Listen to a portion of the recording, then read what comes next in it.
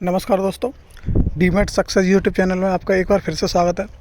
दोस्तों, UPSI training की series में मैं आईपीसी की वीडियोस बना चुका हूं। पहले 2 पार्ट में मैंने पूरी आईपीसी को कवर किया है। इस वीडियो में हम सीआरपीसी स्टार्ट करेंगे और कोशिश करेंगे कि आधे से ज़्यादा इसमें ख़त्म कर दें और बाकी का एक और वीडियो बना के पूरी सीआरपीसी को कंप्लीट करेंगे। दोस्तों, सबसे पहले मैं हमारे गुरुजी SPO sir Shri Vijay Kumar sir को कोटि कोटि प्रणाम करूंगा, जिनसे मैंने ये सीआरपीसी को इतना अच्छा सीखा और सीख के ये इस काबिल हुआ कि ये वीडियो बना सकूं। तो सर का इसमें पूरा हाथ है। सर से मैंने जो सीखा और मेरे खुद के जो एक्सपीरियंसेस है, उन दोनों से मिला के मैं कोशिश करूंगा कि अच्छे से अच्छा सीआरपीसी को शॉर्ट में समझाने की कोशिश करूं, जिससे वो हमारे पेपर में हेल्पफुल हो सके। बाकी सभी साथियों से आईपीसी की वीडियो में जो उन्होंने प्यार दिया उसके लिए बहुत बहुत धन्यवाद। चलिए स्टार्ट करते हैं। चलिए दोस्तों स्टार्ट करते हैं। अच्छा, स्टार्ट करने से पहले दोस्तों भाइयों, 9000 लोग तो हमारे साथ ही ट्रेनिंग कर रहे हैं। क्या सभी दरोगा भाई चैनल को सब्सक्राइब कर देंगे तो ज़्यादा बुरा हो जाएगा क्या? तो अगर किसी को बुरा ना लगे तो सब्सक्राइब कर दीजिएगा, थोड़ा सपोर्ट मिलेगा। और अगर पूरी वीडियो में चाहे वो आईपीसी हो या सीआरपीसी हो कोई कमी रह गई हो तो वो आप मुझे ज़रूर कमेंट करके बताइएगा, जिससे कि मैं उसको सुधार सकूं। और प्लस इसकी पीडीएफ भी आईपीसी की आईपीसी में और सीआरपीसी की सीआरपीसी में इसमें मैं ऐड कर दूंगा। हमारी सीआरपीसी में 6 महीने के सिलेबस में 270 धारा तक ख़त्म हो गया था। अभी अध्याय 23 स्टार्ट हो रहा है, जाँचों और विचारणों के विषय में साक्ष्य। ठीक है, तो 273 सीआरपीसी से ये स्टार्ट होगा। इसमें दोस्तों देखिए 273 सीआरपीसी, साक्ष्य का अभियुक्त की उपस्थिति में लिया जाना। जितने भी न्यायालय में साक्ष्य लिए जाएंगे वो जब लिए जाएंगे जब वहाँ पे अभियुक्त मौजूद होगा।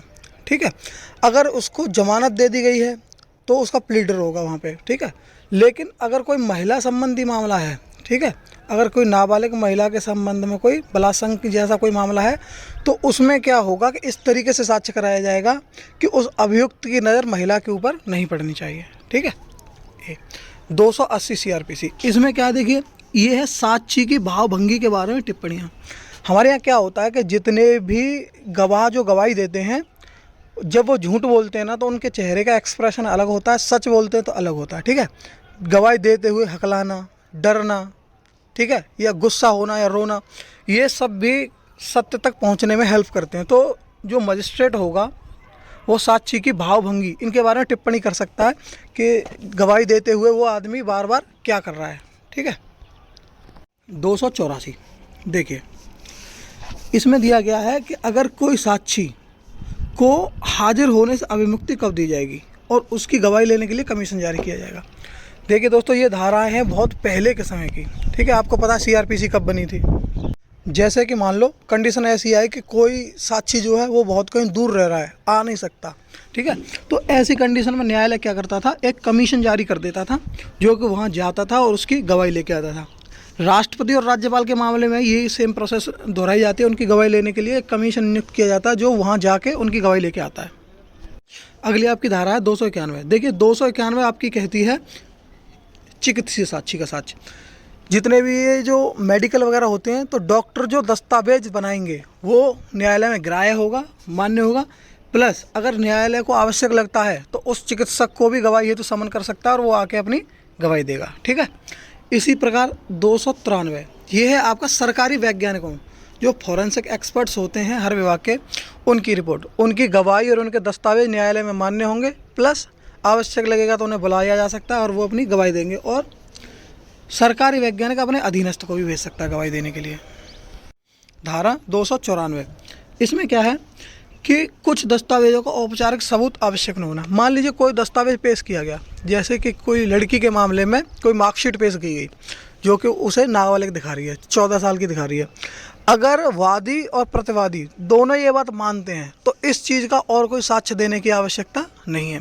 इस प्रकार जितने भी ऐसी जो निर्विवाद चीज़ें होंगी उनका न्यायालय अगर वादी प्रतिवादी दोनों पक्ष स्वीकार कर लेते हैं तो उसका साक्ष्य देने की आवश्यकता नहीं है।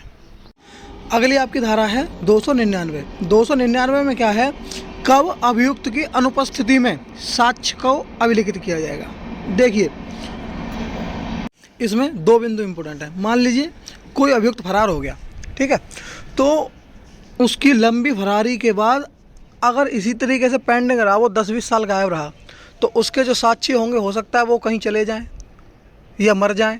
ठीक है, तो ऐसी कंडीशन में क्या होगा, जब अभियुक्त अनुपस्थित है तो उसके जो साक्षी हैं उनके साक्ष्य नोट कर लिए जाएंगे। ठीक है, और जब वो अभियुक्त पकड़ा जाएगा तो दोबारा उसके खिलाफ उन साक्ष्यों की पुनः परीक्षा करा ली जाएगी। लेकिन अगर वे साक्षी मर गए, आ नहीं सकते, असमर्थ हैं या मिल नहीं पा रहे, तो उन्होंने जो गवाही दी थी, ठीक है, वही गवाही मान्य हो जाएगी। ठीक है, या जी इनसे दे रखा है कि हाजिरी इतने विलंब व्यय या असुविधा के बिना जितनी कि मामले की परिस्थितियों के लिए अनुचित होगी नहीं कराई जा सकती। ठीक है, तो ऐसी कंडीशन में क्या होगा, जो उन्होंने साक्ष्य दिए थे वही ग्राह्य होंगे। अच्छा, दूसरी कंडीशन इसमें ये है, अगर मृत्यु या आजीवन कारावास से दंडनीय कोई मामले का अभियुक्त है और वो अज्ञात है, फिलहाल नेम्ड नहीं है, तो इसमें क्या होगा, न्यायालय उनकी गवाही कर लेगा। और जब वो व्यक्ति ज्ञात हो जाएगा, नोन हो जाएगा, तो उसके खिलाफ वो गवाही यूज की जा सकती है। जो गवाह है वो गवाही देने के लिए आएंगे, और गवाह अगर नहीं है, मर गए या कहीं चले गए, तो ये वही गवाही इनके खिलाफ मान्य होगी। ये उन कंडीशनों में होता था पहले, जब ना फ़ोन था ना कुछ था। मान लीजिए कोई व्यक्ति विदेश में रहने लग गया, या फिर जब वो व्यक्ति पकड़ा गया तो वो गवाही मर गया, तो ऐसी कंडीशन में ये गवाही मान्य होती हैं। ये लॉ पुराना है, इस वजह से ये प्रावधान इसमें किए गए हैं। देखिए, ये शुरू हो गया अध्याय 24। इसमें क्या है, जांचों और विचारणों के बारे में साधारण उपबंध। धारा 300 ये कहती है कि अगर कोई व्यक्ति एक बार दोषित या दोष मुक्त किया गया है तो उसका पुनः विचारण नहीं किया जाएगा उन्हीं सेम मामलों के लिए। ठीक है, लेकिन अगर कोई भिन्न तथ्य सामने आते हैं तो उसका विचारण किया जा सकेगा। धारा 306 देखिए, ये क्षमादान की धाराएं हैं। सह अपराधी को क्षमादान, ये सब धाराएं पुराने समय पे बड़ी यूज़फुल थी। जब कोई इलेक्ट्रॉनिक एविडेंस नहीं होता था तो उसमें सिर्फ जो बंदे मौजूद थे वही मेन गवाह हैं। ठीक है, तो पुलिस क्या करती थी, किसी एक गवाह को, पुलिस या न्यायालय क्या करता था, एक गवाह को तोड़ने की कोशिश करते थे जो सह अपराधी है, कि वो सारी बातों को सही सही गवाही दे दे, उसे हम क्षमा, उसकी जो सज़ा है उसे माफ़ कर दिया जाएगा, और जो मुख्य अपराधी है उसे सज़ा हो जाएगी। ठीक है, तो इसमें क्या होता है कि सीजेएम या महानगर मजिस्ट्रेट, ये जो आपकी मेट्रोपॉलिटन सिटी होती है वहाँ सीजेएम की जगह महानगर मजिस्ट्रेट होता है। तो ये दोनों क्षमादान कर सकते हैं, किस शर्त पर, कि अगर मामले से संबंधित सभी तथ्य सही से ही बताएगा और कुछ भी छिपाएगा नहीं। ठीक है, तो अच्छा, किन किन चीज़ों में ये होगा, देखिए, अगर सेशन न्यायालय द्वारा कोई विशेष न्यायालय नियुक्त किया गया, उसमें कोई केस चल रहा हो, या फिर 7 वर्ष तक के कारावास से दंडनीय या इससे ऊपर का, ठीक है, ऐसा कोई मामला किसी न्यायालय में चल रहा हो, इनके मामले में क्षमादान दिया जाएगा, बाकी छोटे मोटे मामलों में नहीं दिया जाएगा। धारा 307 देखिए, क्षमादान का निर्देश देने की शक्ति, कौन क्षमादान का निर्देश दे सकता है, मामले की सुपुर्दगी के पश्चात किंतु निर्णय देने के पूर्व जिस न्यायालय में चल रहा है वो इसका निर्देश देगा, और क्षमादान कौन करेंगे, सीजेएम या फिर सीएमएम। ठीक है, ऐसे अपराध का प्रत्यक्ष या परोक्ष रूप में संबद्ध या संसर्गित समझे जाने वाले किसी व्यक्ति का विचारण में साक्ष्य अभिप्राप्त करने के लिए उसे क्षमादान कर सकता है। देखिए, धारा 308 क्षमादान की शर्तों का पालन न करने वाले व्यक्ति का विचारण। अगर किसी व्यक्ति ने धारा 306 और 7 के तहत क्षमा प्राप्त कर ली है और लोक अभियोजक को, सरकारी वकील को यह लगता है कि इस व्यक्ति ने कोई साक्ष्य छिपाया है या मिथ्या साक्ष्य दिया है, तथ्य छिपाया है, या फिर कोई मिथ्या साक्ष्य देने के लिए, इसके लिए क्या होगा, अगर मिथ्या साक्ष्य दिया है उसने, तो लोक अभियोजक को अगर ऐसा लगता है, ये लोक अभियोजक साबित करेंगे कि उन्हें ये कैसे लग रहा है। ठीक है, तो झूठा साक्ष्य देने के लिए और जो मुकदमा चल रहा था उन दोनों का विचारण उसके ऊपर किया जा सकता है। इसमें जो वो 164 के बयान करेगा, वो 306(4) क्षमादान के तहत जो बयान किए हैं वो, प्लस क्षमादान के लिए जो एप्लीकेशन दी है, ये तीनों में जो उसने गवाही दी है वो उसके खिलाफ प्रयोग लाई जा सकती है। तीसरा पॉइंट इसका ये है कि क्षमादानों की शर्त का उल्लंघन किया, यह साबित करना अभियोजन का कार्य है। ठीक है, वो साबित करेंगे कि इन्होंने कैसे उल्लंघन किया। ऐसे नहीं होगा कि निराधार कह दें कि पहले उसकी गवाही ले ली और अब कह दें कि इन्होंने शर्तों का उल्लंघन किया है। अब एक चीज़ देखिए दोस्तों, अगर कोई अपराधी लाख बार ये कहे कि मैंने अपराध नहीं किया, मैंने अपराध नहीं किया, ये हो सकता है ना माना जाए।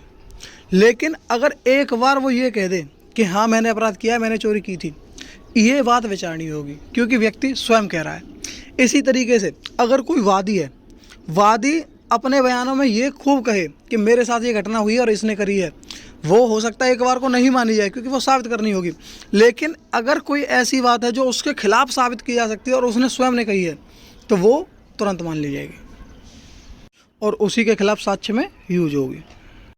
किसी महिला का बयान हो रहा हो और अपने 164 के बयानों में मजिस्ट्रेट के सामने वो ये कह दे कि मेरे साथ कोई घटना हुई है, मान लीजिए बलात्कार की घटना के लिए कहे, तो क्योंकि ये बहुत सेंसिटिव मामला है, महिला के बयान बड़ी वैल्यू रखते हैं, माने भी जा सकते हैं, ठीक है। लेकिन 164 में भी विवेचक क्या देखेगा कि स्थितियाँ, परिस्थितियाँ और स्वतंत्र गवाह। 164 महिला के बयानों के लिए ये गाइडलाइन है हाई कोर्ट की कि जब तक 164 के बयानों को स्वतंत्र गवाहों से पुष्ट नहीं किया जाएगा, उनकी ऑथेंटिसिटी 100% नहीं है, ठीक है। तो उसने कहा कि मेरे साथ घटना हुई है और स्वतंत्र गवाह और स्थिति परिस्थिति इससे मेल नहीं खा रहे, तो विवेचक यहाँ पे FR भी लगा देते हैं, ठीक है, उसके बयानों को नहीं मानते। लेकिन अगर मान लीजिए उसने ये कह दिया, पहले तो FIR में 376 लिखा दिया और उसने ये कह दिया कि यहाँ मेरे साथ मतलब छेड़खानी की गई और मेरे साथ कोई गलत काम नहीं किया गया, तो ये ज़रूर मान लिया जाएगा कि हाँ यहाँ पे कोई भी इसके साथ बलात्कार नहीं हुआ है। लेकिन अगर वो ये कहती है कि हुआ है, तो ये इतना वैल्यू नहीं रखेगा। देखिए, ये एक बहुत ही इंपॉर्टेंट धारा है, कार्यवाही को मुलतवी या स्थगित करने की शक्ति। इसके नाम में और इस धारा में बिल्कुल भी संबंध नहीं है, थोड़ा बहुत ही डिफरेंट है। देखिए, जब कोई व्यक्ति कोई अपराध करता संज्ञेय, तो वहाँ पे विवेचक क्या करता है, जब उसे अरेस्ट करता है तो उसके लिए 167 CRPC का रिमांड लेगा, ठीक है। रिमांड में क्या होगा, उसको विवेचना ख़त्म करनी पड़ेगी 30 दिन या 90 दिन में। रिमांड जो मिलेगी 15 दिन का मिलेगा, 14 दिन का रिमांड वो लेते जाएंगे और जब वो अपनी विवेचना समाप्त कर देगा, समाप्त करने के बाद अपनी CSFR न्यायालय में दाखिल करेगा। दाखिल करने के बाद फिर क्या होगा, अब क्या होगा, अब न्यायालय 309 का रिमांड स्वीकृत करेगा, अभियुक्त को छोड़ा नहीं जाएगा। जब CS और FR होके आई और अभियुक्त जेल में है, तो न्यायालय इसमें क्या कार्रवाई करेगा। देखिए, स्थगित और मुलतवी, इसका मतलब क्या है। सबसे पहले तो ये नियम है कि जब तक साक्ष्यों की परीक्षा न हो जाए, क्योंकि मेन होता है एविडेंसेस, साक्ष्यों की परीक्षा न हो जाए तब तक की सारी कार्रवाई दिन प्रतिदिन चलेंगी। लेकिन इसमें कोई कारण दर्शित करते हुए मजिस्ट्रेट उस कार्रवाई को रोक सकते हैं। अब कारण क्या दर्शित करेंगे, तो यहाँ सबसे बड़ा कारण होता है कार्य सरकार की व्यस्तता, यानी अत्यधिक मुकदमे होना। एक ही मुकदमे को डेली नहीं सुना जा सकता, तो इसका हवाला दे के वो क्या कर सकते हैं, अब तक जो विवेचक ले रहा था वही सेम 15 दिन का रिमांड न्यायालय स्वयं लेगा और उस व्यक्ति को प्रतिप्रेषित कर देगा जेल के लिए। जो मुलजिम CSFR आने के बाद जेल में रहते हैं तो वो परमानेंट नहीं रहते, हर 10-10, 15-15 दिन बाद उनकी डेट लगती है और उस डेट पे वो न्यायालय में हाजिर होते हैं। ये प्रक्रिया कब तक चलेगी, जब तक उनके एविडेंस ना हो जाए। सबसे पहले कोर्ट में जब तारीख पड़ती है तो एविडेंस। अब आगे एक धारा पढ़ेंगे जिसमें है कि अगर 8 दिन के अंदर अंदर एविडेंस नहीं हो पाते हैं तो मुलजिम जमानत पाने का हकदार हो जाता है प्रतिभूति देने के बाद, ठीक है। महिला संबंधी मामलों में विचारण न्यायालय यथासंभव 2 मास में पूरा करेगा, ठीक है। देखिए, न्यायालय कारण दर्शित करते हुए कार्रवाई को स्थगित या मुलतवी कर सकता है, ठीक है। अगर मान लीजिए किसी भी डेट पर कोई गवाह आ जाता है तो उस साक्षी हाजिर हो गया, तो बिना किसी विशेष कारण के उसकी गवाही नहीं रोकी जाएगी, क्योंकि बार बार नहीं आते हैं। और अभिरक्षा के लिए कितने दिन भेजेगा, 15 दिन से अधिक के लिए नहीं भेजेगा। ये प्रक्रिया कब तक है, जब तक वो साक्ष्यों की परीक्षा नहीं हो जाती, गवाही नहीं हो जाती। गवाही होने के बाद फिर तो 1-1 महीने की डेट और बाद में डेट पड़ती रहती हैं। अगली आपकी धारा आती है 310 है स्थानीय निरीक्षण। अगर किसी न्यायालय मजिस्ट्रेट को ये लगा कि मतलब कोई घटना स्थल या घटना स्पष्ट नहीं हो रही है, तो वह उसका स्वयं घटना स्थल का या उस स्थल का निरीक्षण कर सकते हैं और उसका एक प्रपत्र तैयार करेंगे और जो प्रपत्र उस मुकदमे में साक्ष्य के रूप में यूज किया जाएगा। 311 ये इम्पोर्टेंट धारा है। देखिए, इसमें क्या है कि आवश्यक साक्षी को समन करने और उपस्थित व्यक्ति की परीक्षा करने की शक्ति। इसमें क्या होता है, जितने भी कोई CSFR न्यायालय गई तो उसमें जितने भी साक्ष्यों की परीक्षा हुई है वो, या फिर जब कार्रवाई चल रही है और कार्रवाई में किसी का नाम निकल के आया कि उस बंदे को जानकारी थी, तो उसे बुलाने के लिए न्यायालय जितने भी समन करता है वो इस धारा के तहत करता है। ठीक है, सारे साक्षियों को बुलाने के लिए। तो साक्षी की परीक्षा करना, पुनः परीक्षा करना इस धारा के तहत किया जाएगा। ठीक है, एक बात इसमें यह भी है, अगर कोई व्यक्ति न्यायालय में हाजिर है, ठीक है, उसे समन किया गया हो या ना किया गया हो, तो उसकी भी परीक्षा न्यायालय कर लेगा। 311 का क, इसमें क्या है, किसी भी व्यक्ति के नमूना हस्ताक्षर या हस्तलेख लेने के लिए उसे आदेश कर सकता है न्यायालय। ठीक है, और ये आदेश जब भी किया जाएगा जब वो मुलजिम अरेस्ट हो चुका हो। ठीक है, अरेस्टिंग के बाद ये आदेश दिया जाएगा।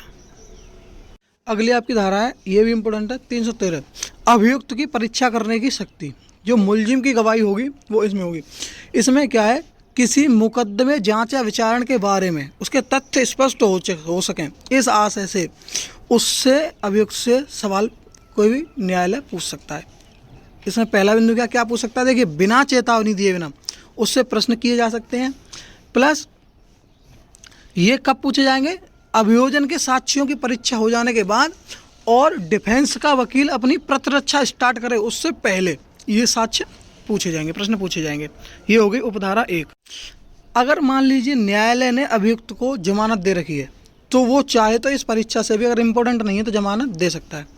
दूसरा बिंदु क्या कहता है कि अभियुक्त को शपथ नहीं दिलाई जाएगी। अगर एज ए अभियुक्त उसका साक्ष्य लिया जा रहा है तो उसे शपथ नहीं दिलाई जा सकेगी। प्लस वह पूछे हुए प्रश्नों का गलत उत्तर भी दे सकता है और इनकार भी कर सकता है, ये भी दंडनीय नहीं होगा। ठीक है, ये एक और इम्पोर्टेंट धारा है। अभियुक्त जो गवाही देगा, ठीक है, उस गवाही को उस मुकदमे में या किसी और मुकदमे में उसी के खिलाफ यूज किया जा सकता है। सपोर्ट में किया जाए या ना किया जाए, लेकिन उसके खिलाफ यूज किया जा सकता है। कोई मुकदमा हुआ जिसमें अभियुक्त ने गवाही दी कि सर ये जो आदमी मरा ये तो मैंने नहीं मारा, इस पर मेरे पैसे ज़रूर आ रहे थे 1 लाख रुपए, लेकिन इसके मुझ पे पैसे ज़रूर आ रहे थे 1 लाख रुपए, लेकिन मैंने इसे मारा नहीं। ये बात अगर वादी चाहे और उस पर मान लीजिए एक केस और कर रखा है उसने पैसे की लेन देन का, तो उसमें ये साक्ष्य के रूप में यूज हो सकती है कि इसके इस पे पैसे आ रहे थे और इसने कहा था कि हाँ पैसे आ रहे हैं। धारा 315 ये कहती है अभियुक्त का सक्षम साक्षी होना। देखिए, जिसको नेम्ड किया गया है वो स्वयं में भी एक साक्षी है। यहाँ पे अभियुक्त के जो बयान लिए जाएंगे एज ए साक्षी के रूप में लिए जाएंगे, तो वो अपने बारे में या अपने किसी सहसाथी के बारे में वो कोई साक्ष्य दे सकता है, कोई बात बता सकता है। और यहाँ जब उसकी गवाही ली जाएगी तो उसको शपथ दिलाई जाएगी। ठीक है, और एज ए साक्षी वो शपथ पर बयान देगा। धारा 319 ये भी देखिए बहुत इंपॉर्टेंट धारा है।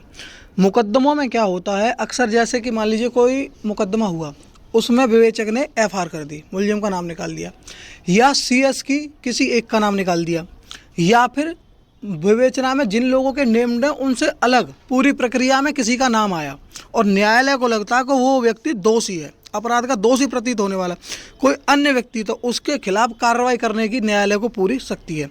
इसमें क्या होगा, अगर न्यायालय को लगता है कि कोई व्यक्ति दोषी है तो उसके विरुद्ध कार्रवाई कर सकता है, उसको गिरफ्तारी का वारंट या फिर समन करके बुला सकता है, और अगर न्यायालय में हाजिर है तो उसे वहीं से अरेस्ट करा सकता है।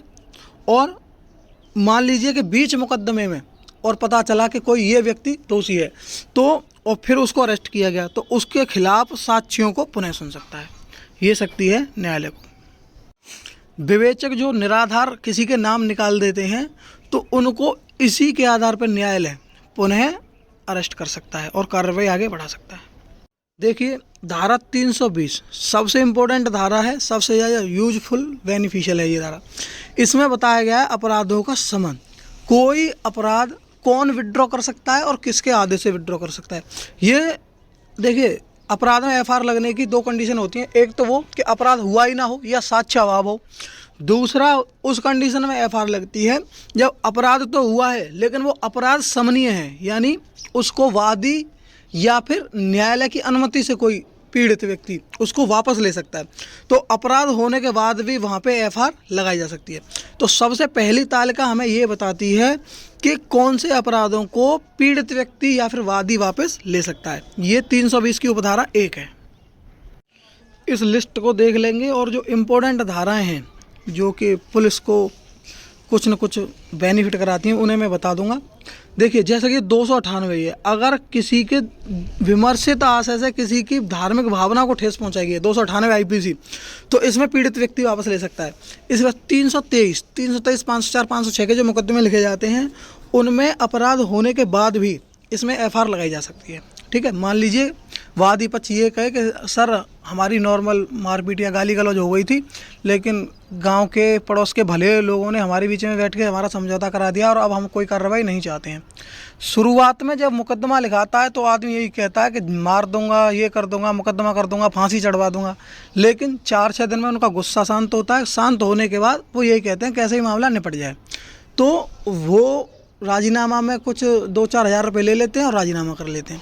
पुलिस के लिए मुकदमे का बर्डन ख़त्म हो जाता है, प्लस कुछ बेनिफिट पुलिस को भी हो जाता है इसमें, तो व्यक्ति स्वयं इसको वापस ले लेता है। ठीक है, 334 और 35, अगर गंभीर प्रकोपन में किसी को उपपत्ति या घोरोपति हुई है तो ये भी व्यक्ति वापस ले सकता है। इसके बाद अगली धारा आती है, देखिए ये सदोष अवरोध की धाराएँ हैं। ठीक है, ये आपकी सदोष अवरोध की धाराएँ हैं, ये सारी धाराएँ व्यक्ति स्वयं वापस ले सकता है। इसके बाद ये हमले की धारा है 352, अगर किसी व्यक्ति पे हमले या आपराधिक बल का प्रयोग किया गया तो वो 355, 358, इन्हें भी व्यक्ति स्वयं वापस ले सकता है। इसके बाद अगली धारा आती है, देखिए चोरी की, आपकी 379 को विड्रॉ किया जा सकता है।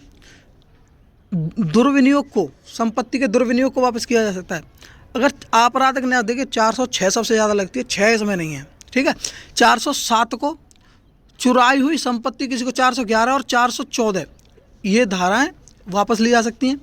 छल की धारा वापस ली जा सकती है। 419 प्रतिरूपण द्वारा छल की धारा वापस ली जा सकती है, लेकिन 420 इसमें नहीं है, 20 आगे आएगी न्यायालय की अनुमति वाले में। 406 और 420 ये इंपॉर्टेंट धाराएं अगले में आएगी। 421 को वापस लिया जा सकता है। इसके बाद धाराएं शुरू होती हैं, देखिए रिश्ती की, इसमें 422, 423, 424, इसके बाद 426 और 27 ये रिश्ती की धाराएं हैं, इन्हें भी वापस ले सकता है। इस लिस्ट में से आप इसको पढ़ सकते हैं।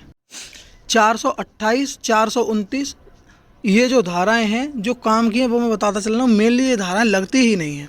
सिंचन संक्रम को क्षति 430, 447 आपराधिक अत्याचार, गृह अत्याचार 451, 482, 483 ये धाराएं वादी इनको विड्रॉ कर सकता है।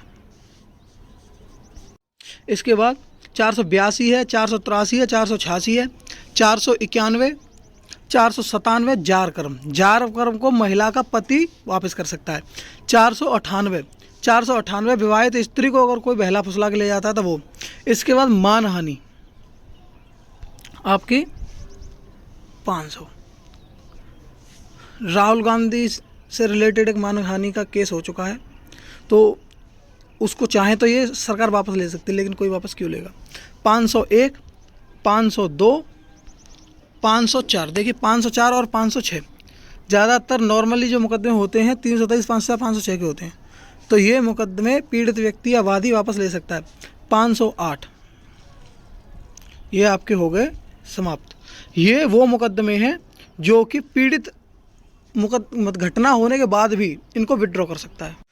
उपधारा 2 में अगला आपका बिंदु है कि वे मामले जिनको न्यायालय की अनुमति से वापस लिया जा सकता है। देखिए एक तो गर्भपात कारित करना 325, ठीक है, इसे न्यायालय की अनुमति से वापस लिया जा सकता है। 324 और 326 को नहीं लिया जा सकता, लेकिन 323 को स्वयं वादी वापस ले सकता है और 325 को न्यायालय की अनुमति से। 337 और 38 एक्सीडेंट की धाराएं, इनको वापस लिया जा सकता है। 357, 381 इनको वापस लिया जा सकता है। इसके बाद देखिए 406 बहुत लगेगी, ये धारा न्यायालय की अनुमति से वापस हो सकती है। 420 वापस हो सकती है। अब 408, 418 ये दोनों धाराएं हैं, इन्हें भी वापस लिया जा सकता है। इसके अलावा ये आपका समाप्त हो गया। 494 अगर कोई महिला या पुरुष विवाहित होते हुए एक और शादी कर लेता है तो उसको वो संबंधित स्त्री या पुरुष वापस ले सकते हैं।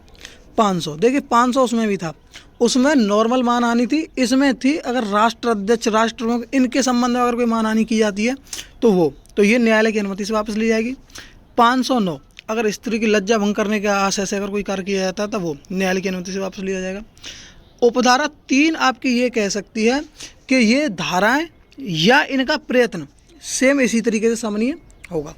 अगली आपकी ये कहती है कि 18 वर्ष से कम आयु के बालक या पागल व्यक्ति या कोई व्यक्ति मर जाए तो उनका संरक्षक या वारिस इस चीज़ को समन कर पाएगा। ठीक है। विचारण प्रारंभ होने पे, अगर विचारण प्रारंभ हो गया तो न्यायालय की अनुमति के बिना समन नहीं होगा। 401 के तहत पुनरीक्षण कर रहा है, मान लीजिए मजिस्ट्रेट कोर्ट से कोई मामला चला और उसका पुनरीक्षण अब सेशन कोर्ट या उच्च न्यायालय में हो रहा है, तो वो भी इन धाराओं का प्रयोग करके समन कर सकते हैं। अगर कोई व्यक्ति पहले से दोष सिद्ध है किसी मामले में, उसका मामला समनीय नहीं होगा। समन का मतलब है अभियुक्त की दोष मुक्ति। ठीक है। और समन इस धारा के उपबंधों के अनुसार ही किया जाएगा। धारा 321 देखिए, अभियोजन का वापस लेना। अगर लोक अभियोजक को लगता है कि किसी मुकदमे को वापस लिया जाए तो वो न्यायालय की अनुमति से उसे वापस ले सकता है। इसमें कुछ भी नहीं है। केंद्र सरकार से रिलेटेड मामला होगा तो केंद्र सरकार की अनुज्ञा लेनी पड़ेगी, और राज्य सरकार के मामलों में राज्य सरकार। इसमें क्या होता है कि जितने भी मुकदमे होते हैं, मान लीजिए कोई बलवा हो जाए या कोई सांप्रदायिक हिंसा होती है, तो उनमें कभी कभी सरकार और ये अपने उससे लोक अभियोजक द्वारा उसको वापस ले सकते हैं मुकदमे को। धारा 323 आपको ये बताता है कि कोई मुकदमा मान लो किसी मजिस्ट्रेट न्यायालय में चल रहा है और उन्हें लग रहा है कि इसका अब ट्रायल सेशन न्यायालय द्वारा होना चाहिए, जो मामला वो सुपुर्द करने योग्य है, तो उसको सुपुर्द कर दिया जाएगा। नेक्स्ट है आपका अध्याय 25। इसमें है किसी भी अभियुक्त के पागल होने की दशा में क्या प्रावधान होंगे। ठीक है। अध्याय 25। ठीक है। 328 अभियुक्त के पागल होने की दशा में प्रक्रिया। अगर कोई अभियुक्त है वो पागल है तो क्या प्रक्रिया अपनाई जाएगी। अगर वो पागल है, प्रतिरक्षा करने में असमर्थ है, तो मजिस्ट्रेट इसकी पागल होने की जांच करेगा और चिकित्सक से उसकी जांच कराएगा। ठीक है। चिकित्सक ये बताएगा, अपने एविडेंस और डॉक्यूमेंट बनाएगा कि यह व्यक्ति कैसा है, पागल है कि नहीं। जब तक वो व्यक्ति की जांच होगी तब तक 330 सीआरपीसी के तहत कार्रवाई रोक दी जाएगी और उसे या तो छोड़ दिया जाएगा या फिर पागल खाने के लिए भेज दिया जाएगा, और चित्र विकृति साबित होने पर इस कार्रवाई को रोक दिया जाएगा, मुलतवी कर दिया जाएगा। नेक्स्ट है आपका 329। देखिए, अब विचारण के दौरान कोई व्यक्ति पागल है, उसकी दशा में क्या प्रक्रिया अपनाई जाएगी। जब कोई व्यक्ति विचारण के दौरान न्यायालय के समक्ष लाया गया और अब वो व्यक्ति पागल है, तो उसमें सेम वही ऊपर वाली प्रक्रिया रिपीट की जाएगी। ऐसी चित्त विकृति पर विचार किया जाएगा और न्यायालय चित्त विकृति के संबंध में चिकित्सीय और अन्य साक्ष्यों पर विचार करके कार्रवाई को मुलतवी कर देगा। और इस प्रकार जो चित्त विकृति के लिए जो विचारण किया गया वो भी विचारण का हिस्सा माना जाएगा। धारा 330 जो अभी आई थी, अन्वेषण या विचारण के लंबित रहने तक पागल का छोड़ा जाना। जमानत लेके उसको छोड़ दिया जाएगा, उसके परिवारी लोगों को जो होंगे वो जमानत देंगे और उसे सुपुर्द कर दिया जाएगा। 331 जांच या विचारण को पुनः चालू करना। अभियुक्त अगर चित्त विकृत न रहे तो जांच और विचारण पुनः चालू हो जाएगा और अभियुक्त को हाजिर होने की अपेक्षा की जाएगी कि वो वापस आए, और वापस होने पर 28 और 29 की प्रक्रिया जो डॉक्टर से जांच कराई है वो पुनः कराई जाएगी। ठीक है। अच्छा, कोई अगर चिकित्सक का ये प्रमाण पत्र दिया जाए कि यह व्यक्ति अपनी प्रतिरक्षा करने में समर्थ है, तो वो साक्ष्य में लिया जा सकेगा और उसकी प्रतिरक्षा फिर स्टार्ट की जा सकेगी। अगली धारा है धारा 332। अगर मजिस्ट्रेट या न्यायालय के समक्ष अभियुक्त हाजिर हो तो फिर वो क्या प्रक्रिया बनाएगा। प्रतिरक्षा करने में अगर समर्थ है तो विचारण शुरू कर दिया जाएगा, और असमर्थ है तो 328-29 वही जांच कराई जाएगी और इसकी कार्रवाई करेगा। परिणाम स्वरूप अगर असमर्थ पाया जाएगा तो फिर 330 के लिए 330 सीआरपीसी के तहत उसे जमानत पे छोड़ दिया जाएगा। अब ये धारा है देखिए 333। जब यह प्रतीत हो अभियुक्त स्वस्थ चित्त रहा है, जब अपराध किया तब वो स्वस्थ चित्त था। ठीक है। यदि जब अभियुक्त जांच या विचारण में स्वस्थ चित्त प्रतीत हो रहा हो। ठीक है। यही देखिए ये धारा है कि अगर जब अपराध किया तब वो व्यक्ति पागल था, लेकिन अब जब जांच या विचारण के लिए लिया गया तो स्वस्थ चित्त प्रतीत हो रहा है, तो इसमें मजिस्ट्रेट क्या करेगा कि वो इन साक्ष्यों पर विचार करेगा और यह देखेगा कि जब अपराध के समय अभियुक्त चित्त विकृति या उसकी प्रकृति समझने में अगर वो समर्थ नहीं था तो ऐसे मामले का विचारण हो सकेगा और मामले को जो मजिस्ट्रेट आगे उसमें कार्रवाई करेगा। सेशन ट्रायल होगा तो उसे सेशन कोर्ट भेज दिया जाएगा। 334 ये बता दिया, अगर किसी की चित्त विकृति साबित हो जाती है तो वो दोष मुक्त हो जाएगा, और अगर अपराध करते समय था और बाद में तो ये साबित हो जाता है कि वो उसकी प्रकृति समझने के लायक ही नहीं था, तो ऐसे आधार पर उसे दोषमुक्त किया जा सकता है। धारा 335, जब ऐसे व्यक्ति को दोषमुक्त किया जाएगा तो धारा 335 के तहत दोषमुक्त किए गए व्यक्ति को सुरक्षित अभिरक्षा में, देखिए 330 में विचारण के दौरान और 335 में अब विचारण खत्म हो गया, तो क्या किया जाएगा, उसे कहाँ निरुद्ध किया जाएगा? या तो सुरक्षित अभिरक्षा में उसके नातेदार या मित्रों को सुपुर्द किया जाएगा उनसे बॉन्ड लेकर के, या फिर पागलखाना अधिनियम के तहत पागलखाने भेज दिया जाएगा। जो नातेदारों को सुपुर्द किया जाएगा तो उन्हें उसे प्रतिपूर्ति और शर्तें लगा के उनको दिया जाएगा, और ये पूरी कार्रवाई की रिपोर्ट जो मजिस्ट्रेट क्या है राज्य सरकार को देगा। धारा 336 आपकी जेल अधीक्षक को आपको कारागार के महानिरीक्षकों की सारी शक्तियां प्रदान करने की बात बताती है। ये क्या कहती है कि वारसात अधिकारियों कृत्यों का निर्वहन करने के लिए सशक्त करने की राज्य सरकार की शक्ति। इसमें क्या है, 330 और 35 के तहत जो व्यक्ति जेल में लाए जाएंगे उनको 338 और 337 की शक्तियाँ कारागार अधीक्षक को प्रदान होंगी। अब क्या शक्तियाँ हैं आगे देखेंगे। 337 ये कहती है कि जहाँ यह रिपोर्ट की जाए, जो जेल निरीक्षक है इसकी पावर होती है, लेकिन यूज कौन करेगा, जेल अधीक्षक। ये रिपोर्ट की जाएगी जो पागल व्यक्ति है वो अपनी प्रतिरक्षा करने में समर्थ है, तो क्या किया जाएगा?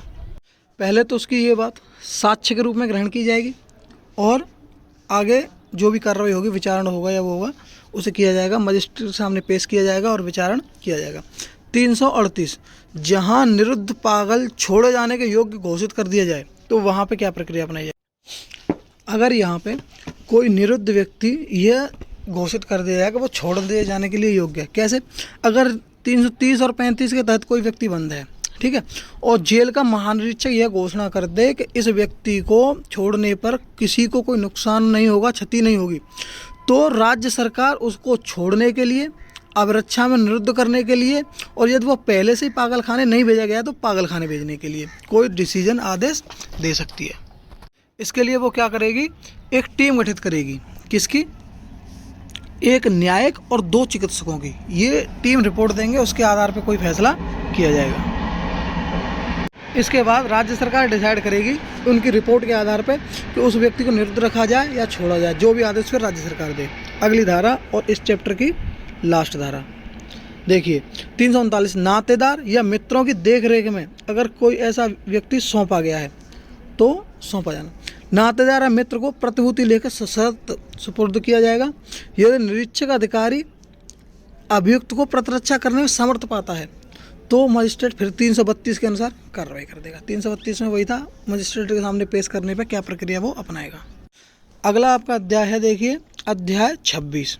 इसमें क्या है, न्याय प्रशासन पर प्रभाव डालने वाले अपराधों के विषय में। यह धारा हमारे सिलेबस में नहीं है। 344, मिथ्या साक्ष्य देने व विचारण के लिए संक्षिप्त प्रक्रिया। अगर कोई व्यक्ति न्यायालय में साक्ष्य देते हुए यह साबित हो जाता है कि उसने झूठा साक्ष्य दे रहा है यानी गलत साक्ष्य दे रहा है, तो न्यायालय क्या करेगा, एक संक्षिप्त विचारण करके उसे 3 महीने तक का कारावास या 500 रुपये का फाइन या फिर दोनों से दंडित कर सकता है। ठीक है, झूठी गवाही देने पर। इसमें क्या है, संक्षिप्त विचारण में भी पूरी प्रक्रिया जो होती है उसी का पालन किया जाएगा, और अगर यह प्रक्रिया नहीं करता है तो उसके खिलाफ 340 सीआरपीसी में परिवाद भी दाखिल किया जा सकता है। अगली धारा है आपकी 345, सिलेबस में है और इम्पोर्टेंट है। ये क्या, अवमान के कुछ मामलों में प्रक्रिया। देखिए 175, 179, 180, 228 ये वे मामले हैं जैसे दस्तावेज लोक सेवा के सामने पेश न करना, शपथ करने से इनकार कर देना, या किसी प्रश्न का उत्तर न देना 179, ठीक है, या हस्ताक्षर करने से मना कर देना, या न्यायालय या न्यायाधीश के किसी व्यक्ति की, जैसे न्याय जज साहब को कुछ बोल देना, ऐसे अपमान करने की कोशिश करना, तो इस पर 200 रुपये तक का जुर्माना लगा सकता है, या फिर 1 महीने का कारावास अगर जुर्माना नहीं देगा तो ये न्यायालय लगा सकता है संक्षिप्त विचारण करके। अगली धारा देखिए, पुलिस के मतलब से बहुत काम की 350, समन का पालन में, समन के पालन में साक्षी के हाजिर न होने पर उसे दंडित करने के लिए संक्षिप्त प्रक्रिया। इसमें क्या होता है, ज़्यादातर अगर किसी प्राइवेट व्यक्ति को समन किया गया, हाजिर नहीं हुआ, तो वारंट जारी किया जाएगा। अगर उसकी लापरवाही प्रतीत होगी तो उसे 100 रुपये का जुर्माना न्यायालय दे सकता है, उसे कोई फ़र्क नहीं पड़ेगा। यहीं अगर जैसे हम मान लीजिए अपनी कहीं ड्यूटी में हमारा ट्रांसफ़र हो गया और हमें न्यायालय से गवाही हेतु समन आ रहा है, हम वहाँ नहीं गए, बार बार नहीं जा रहे, तो अगर न्यायालय को लगा कि ये हमने जानबूझ के किया और वो हमसे गुस्सा हो गया, कोई बात हो गई और उसने 100 रुपये से हमें दंडित कर दिया, तो ये हमारी पत्रावली पे लगेगा, और पत्रावली पे लगने के बाद इसमें क्या होगा, कि एक मिसकंडक्ट पक्की हो जाएगी हमारी, और मिसकंडक्ट का नुकसान इतना बड़ा होगा कि 5 वर्ष तक कोई चार्ज नहीं, कुछ नहीं, और इसमें जो आर्थिक नुकसान होगा वो आप समझ ही सकते हैं। तो ये बहुत बड़ी सज़ा है पुलिस के लिए, बाकी पब्लिक में इसका कोई इन्फ्लुएंस इतना नहीं है। अब थोड़ा जल्दी जल्दी ख़त्म करेंगे। अध्याय 27 आ जाता है आपका, धारा 357 प्रतिकर देने का आदेश। ठीक है, इसमें क्या है, जब कोई न्यायालय किसी व्यक्ति को दंडित करता है तो चाहे दंड जुर्माने के साथ दिया गया हो या फिर दंड का भाग जुर्माना हो या खाली जुर्माना किया गया हो, तो उस जुर्माने को न्यायालय अभियोजन का व्यय चुकाने के लिए, पीड़ित की क्षतिपूर्ति के लिए, या फिर अगर वो व्यक्ति मर गया तो उसके परिवार की क्षतिपूर्ति के लिए, या फिर किसी की कोई संपत्ति की क्षति हुई है तो उसके भरपूर उसके जो क्षतिपूर्ति के लिए उसे देने का आदेश कर सकता है। अगर कोई ऐसा मामला है जो कि अपीलनीय है, ठीक है, अगर कोई सज़ा किसी को मिली है तो उसमें अपील की जाएगी। अगर अपीलनीय मामला है तो ऐसी प्रतिपूर्ति कब दी जाएगी, या तो अपील उपस्थित करने की अवधि निकल जाए, अवधि बीत जाए, या फिर अपील की सुनवाई हो जाए और उसमें वही फैसला डिक्ट हो जाए, उसके बाद ये धन दिया जाएगा। जब न्यायालय कोई ऐसा दंड लगाएगा जिसमें जुर्माना ना हो, ठीक है, तो न्यायालय उसे अलग से आदेश कर सकता है कि आप इतने रुपए दीजिए। मान लीजिए किसी में सिर्फ सजा ही सजा है तो उसमें प्रतिकर के रूप में देने के लिए वो अलग से आदेश कर सकता है।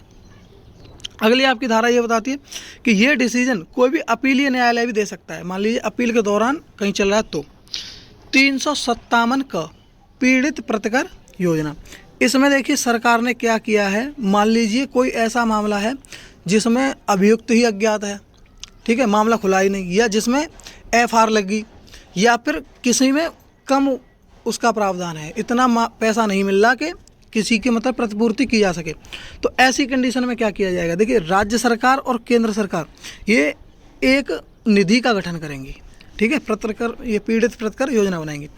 इसमें क्या होगा, जिला विधिक सेवा प्राधिकरण और राज्य विधिक सेवा प्राधिकरण ये प्रतिकर की मात्रा निर्धारित करेंगे, ठीक है, और ये अधिनिर्णित करेंगे कि जो प्रतिकर दिया जा रहा है वो किसी के पुनर्वास के लिए पर्याप्त है या नहीं है, ठीक है, या फिर अगर मामला कहीं दोष मुक्ति या उन्मोचन में समाप्त हो गया, मुलजिम बरी हो गया, जो व्यक्ति दोषी बनाया वो दोषी नहीं है, ठीक है, तो उसका पुनर्वास कैसे किया जाएगा, इस प्रतिकर से ये संस्तुति करेंगे कि इतना रुपया दिया जाए, तब उस निधि में से पैसा दिया जाएगा। अपराधी अगर अज्ञात है तो इसमें से प्रतिकर दिया जाएगा, उसकी ये संस्तुति करेंगे, ठीक है। इसमें क्या होगा, ये राज्य विधिक सेवा आयोग और जिला विधिक सेवा प्राधिकरण ये 2 माह में जांच करके इसको करेंगे। अगर कोई मेडिकल केस है, ठीक है, मान लीजिए कोई पीड़ित है आपका, मेडिकल केस होने पे क्या करेगा, जिला या राज्य विधिक सेवा प्राधिकरण मजिस्ट्रेट के प्रमाण पत्र पर तुरंत चिकित्सा सुविधा और चिकित्सीय निःशुल्क लाभ उसे उपलब्ध कराने का आदेश दे देगा, ठीक है। 357 ख ये कहता है कि जो प्रतिकर दिया जाएगा ना,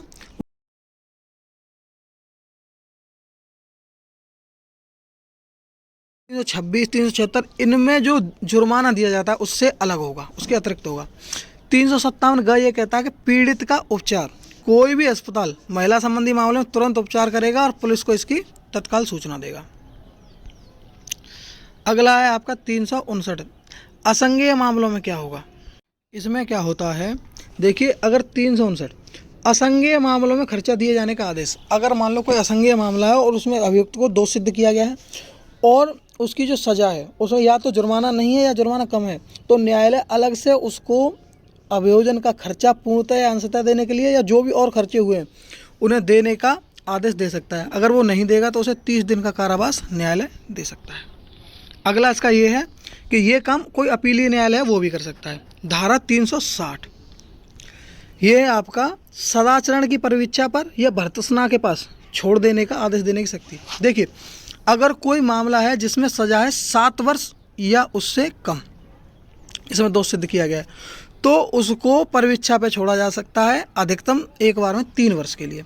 और अगर कोई मामला 2 वर्ष से कम है और दोष सिद्ध किया गया है तो इसको न्यायालय भर्त्सना के लिए भर्त्सना पर यानी डांट डपट करके छोड़ सकता है, ठीक है। और उस पर शर्तें लगाया जाएगा। अगर किसी कंडीशन पर ये दोनों तरीके से छोड़ा गया व्यक्ति शर्तों का पालन नहीं करता है तो उसे पुनः अरेस्ट करने का आदेश दिया जा सकता है। 2 धाराएं और हैं इस चैप्टर में। देखिए 363 अभियुक्त और उन सब व्यक्तियों को जो निर्णय होगा कोर्ट का उसकी एक एक प्रति दी जाएगी। 365 ये कहती है कि सेशन न्यायालय द्वारा निष्कर्ष और दंडादेश की प्रति कहाँ भेजी जाएगी? जिला मजिस्ट्रेट को, और जिला मजिस्ट्रेट इसको भेजेंगे शासन को। अध्याय आपका आ गया 28 मृत्यु दंडादेशों की पुष्टि के लिए प्रस्तुत किया जाना। देखिए 366 सेशन न्यायालय अगर किसी व्यक्ति को मृत्यु दंडादेश देगा तो आपको पता है उसकी पुष्टि के लिए उसे भेजना पड़ेगा उच्च न्यायालय, तो पुष्टि के लिए उच्च न्यायालय भेजेगा, भेज दिया। अगली आपकी धारा है जब ऐसा मामला भेजा गया तो उच्च न्यायालय की क्या कह सकती हैं? पहली बात, अगर ऐसा कोई मामला भेजा गया तो पहले तो दंडादेश को पुष्ट कर सकता है, ठीक है, या फिर कोई अन्य दंडादेश उसमें दे सकता है। एक दूसरा पॉइंट ये कह रहा है कि दोष सिद्धि को रोक देगा और उसमें संशोधित करके एक नए आरोप पर पुनः विचारण का आदेश दे सकता है। और तीसरा बिंदु ये कहता है कि अभियुक्त को दोष मुक्त भी कर सकता है, ठीक है। और यह काम न्यायालय कब करेगा? जब दंडादेश के लिए जो अपील का समय है या तो वो समय निकल जाए, अगर पुष्टि के लिए भेज दिया गया है तो 90 दिन पहले वेट करेगा, या फिर अगर अपील हो गई है तो अपील का फैसला ना हो जाए, तब तक ये आदेश नहीं देगा। अध्याय आ गया आपका 29। देखिए धारा 372 हम यहाँ अब इसको सीआरपीसी को रोक दे रहे हैं, एक अगली वीडियो बना के इसको ख़त्म कर देंगे। कुछ इंपॉर्टेंट धाराएं हैं जो हमारे जानने लायक रह रही हैं। दोस्तों भाइयों वीडियो बड़ी मेहनत से बनी है, आप थोड़ा सपोर्ट करिएगा और शेयर ज़रूर कर दीजिएगा अपने 9000 भाइयों में, सभी में। कोई गलती संभवतः हुई होगी तो उसके लिए मैं क्षमा चाहता हूं, और मैं फिर से अपने गुरुजी श्रीमान देवतुल्य विजय सर को धन्यवाद दूंगा। सर के अंडर रह के हमने सीआरपीसी को इतना अच्छा समझ सका, और आगे भी सर से हम कांटेक्ट में बने ही रहेंगे। थैंक यू भाई।